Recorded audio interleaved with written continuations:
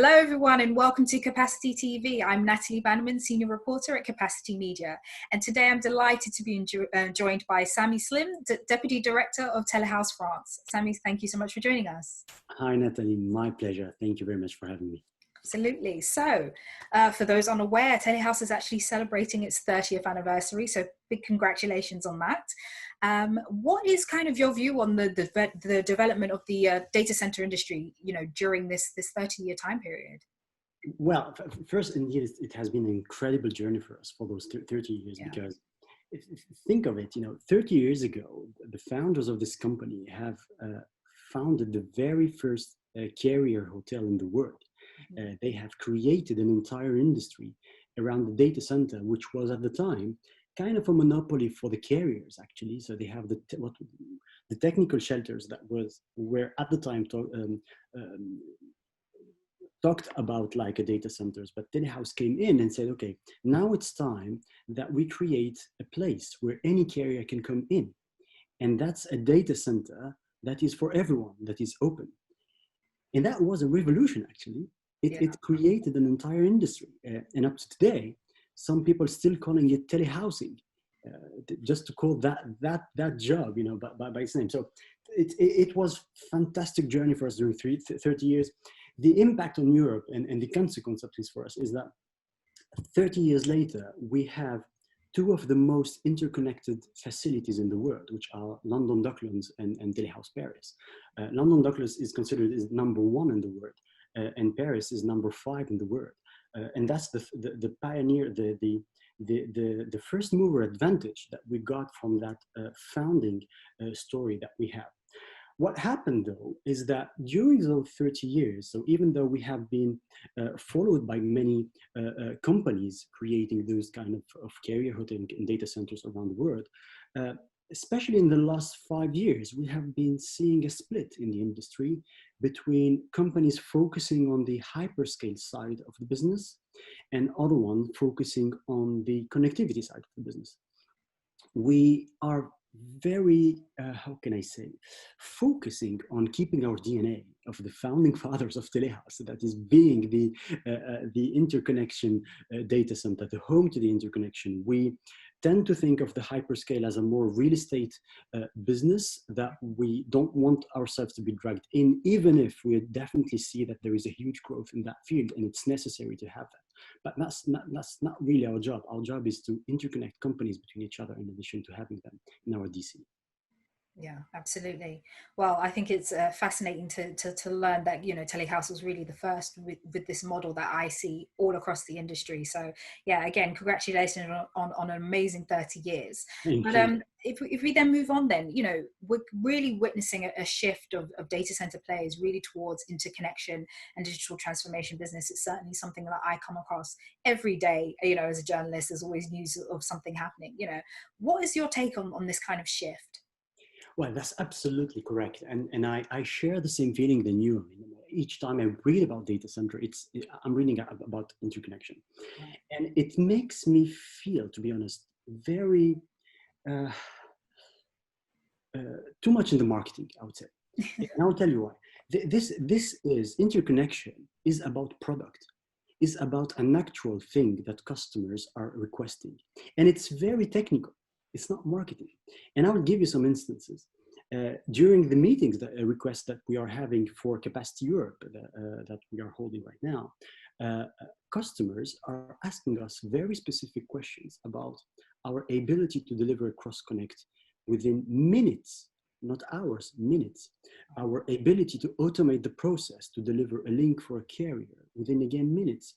Our ability to customize the experience for them so that we run as a data center, we run within their workflow. We don't block their workflow. That's interconnection business. And that's not marketing. That's very technical. And it's really important that the market realize that around all those buzzwords that we are seeing around the interconnection, there is a real craftsmanship almost into building those products that enable carriers to deliver their services with a time to market that is excellent and with an SLA that is high level.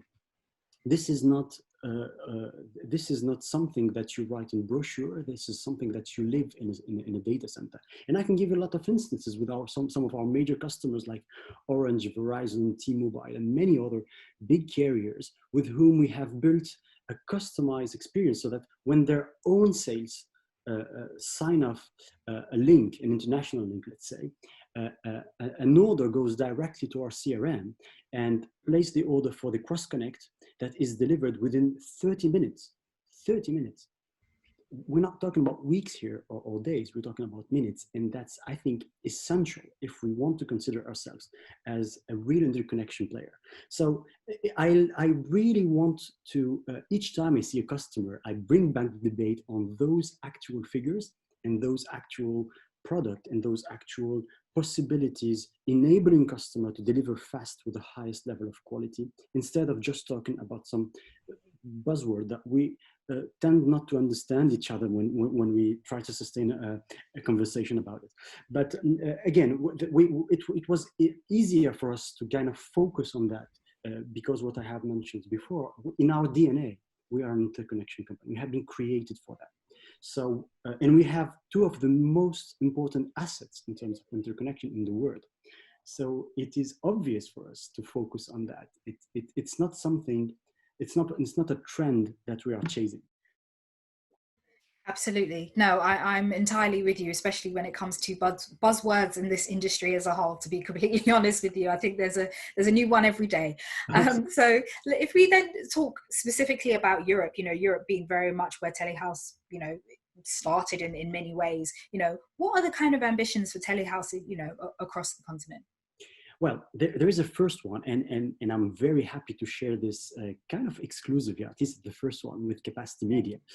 So we will be doubling the capacity of our European campuses, existing campuses, the next year. So we are pledging almost 1 billion investment in the next years in order to grow our existing facilities in London, Paris, and Frankfurt.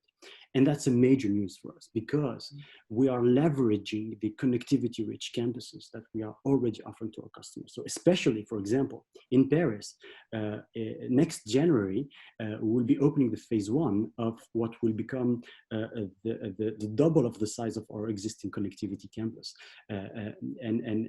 Actually, we have been pre-selling that to our existing customers already, and 80% of that space is already gone, already sold to our customers. So we are trying to catch up with the next phase and making it faster. But that's our main ambition for Europe. In London, we have announced a few weeks ago that we will be adding 30 megawatts to our famous Docklands campus. And in Frankfurt, we'll be adding also a new building to our existing facility. So our biggest focus right now is to grow our capabilities to welcome customers within our existing campuses. And again, when we add those capacity, we do not tend to give it with a big scale to hyperscalers, because again, this is not our job. We tend to think that our existing campuses, at least, are dedicated to a rich ecosystem that combines both OTT players, cloud players, but also carriers, big and small one, and end customers. We do not want to, when we open 30 megawatts, for example, in Docklands, we can sell it all for one customers, but that's not our strategy. Our strategy is to build ecosystem, and we tend to select the kind of players that we want in this ecosystem in order for it to be healthy and to oxygen itself through interconnection. So that's the major, I would say, axis of development we have for Europe in the next coming years, which is a great excitement for us. We will be doubling our revenue in the next few years, and we will be hiring a lot of people also to join our team. By the way, if you want, we are absolutely hiring right now. Anyone that is interested, please send us an email. And the second thing, and that might be maybe a next interview with you, Natalie, is that we are also actively looking for other cities in Europe, but let's try to keep some surprise for that for later on. Okay. Well, we'll definitely keep our eyes peeled, and thank you for that exclusive. That is a huge and very ambitious task. I can imagine that's going to keep you very busy over the coming months. So we'll certainly be keeping an eye out for that one. So my last question for you then, if we kind of dig down into one specific country, France in particular is getting a lot of traction, in the last few years. What do you think the reasons are for this particular trend in the space? Well, so this is a very interesting question, and there are some very good reports out there from specialists that are describing what is going on in this big momentum that is going on in France, and our experience tend to show that what we see in those reports is true. So there are many reasons. The first ones are more European reason, I would say, not really specific to France.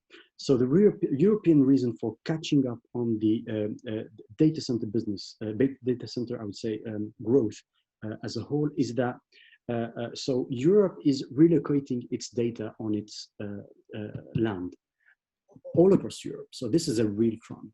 So even international players now are relocating their operations within data centers in Europe. And that's not only for France, but for many countries. And that's benefiting for all the market. And it's also benefiting, obviously, for the telco market that is celebrated through Capacity Europe right now, and where there is a lot of opportunities to people connecting during this show. But apart from that, there's another reason that is also more global. It's the pandemic, obviously. So I like to think of the pandemic not as, I would say, a growth driver by itself, but more a growth accelerator, right. Meaning that the growth that we would have had in 10 years, we will be having in 5 years. Because the pandemic is like pushing on the fast forward button on the transformation of the economy and the transformation of the world, actually, that is going now digital. So that's the effect both of the European-centric data and the pandemic. But for France specifically, within this trend, it turns out that this country is actually behind London, Amsterdam, and Frankfurt in terms of historical development. So it's catching up naturally. This is the first reason why it's catching up steam right now. Secondly, it's actually a connectivity-rich country by its geography, thanks to submarine cables. So there's a lot of submarine cables coming from the west coast of France, and many from the Mediterranean that are feeding Americas, Africa, Middle East, and also Asia. So the future growth potential of Europe is actually going through France. And that's why it's one of the reasons why it's catching up steam. Yeah. Finally, there is also the 2024 Olympics that are also fueling a part of the growth. And we are seeing that in our data center in Paris. We start right now in 2020 seeing some requests from customers that are anticipating the 2024 Olympics, because of course it's all about the digital world right now, and that's how those projects are anticipated. So those are from our perspective the reasons why France as a country is catching up on the rest of the major European cities. There is also the effect of the Brexit, which making Paris and Frankfurt pair catching up with what historically was the pair between London and Amsterdam. So now it's more shifting to Paris and Frankfurt. All in all, it makes us very, very confident that our investment in Paris, especially where we are doubling again our existing campus for connectivity and where we are offering access to the fifth most connected data center in the world, we think that this investment would be a huge win for Telehouse and for its customers for the opportunity it will open, but also France as a country, as much as Europe as a continent, is a country where we are looking for new cities to open. So Telehouse will be fueling this growth for this country also in the next coming month and years. Yeah, absolutely. Well, I must say, it certainly sounds like Telehouse is making the investments in the right places. And I think everything you just said just reconfirmed that you've got the right locations. And certainly was interesting to hear Brexit mentioned as a mitigating factor. So that was certainly interesting for me. But Sami, that was my last question. So thank you so much again for taking the time to speak to us today. I'm sure our audience will walk away with a better understanding of what Telehouse is doing across the continent. And to our audience, I'd just like to say thank you so much for watching, and we'll see you all very, very soon. Thank you very much, Natalie.